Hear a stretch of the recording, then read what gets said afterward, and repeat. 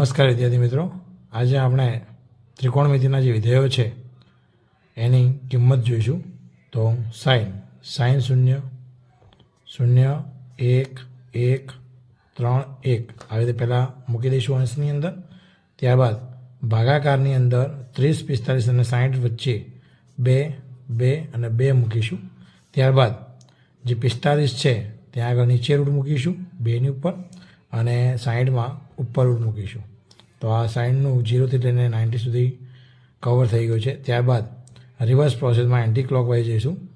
તો cos 1 પછી √3/2 પછી 1/√2 પછી 1/2 અને પછી 0.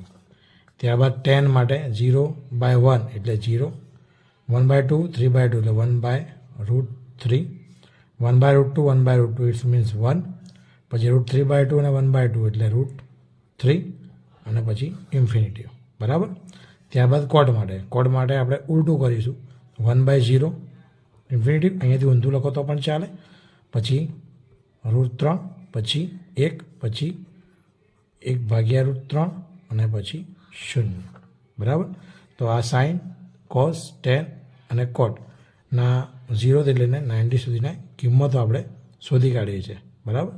તો આ રીતે તમે કોસેક તથા સેકની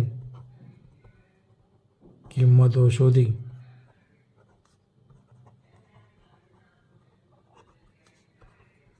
કોમેન્ટ બોક્સમાં જણાવશો.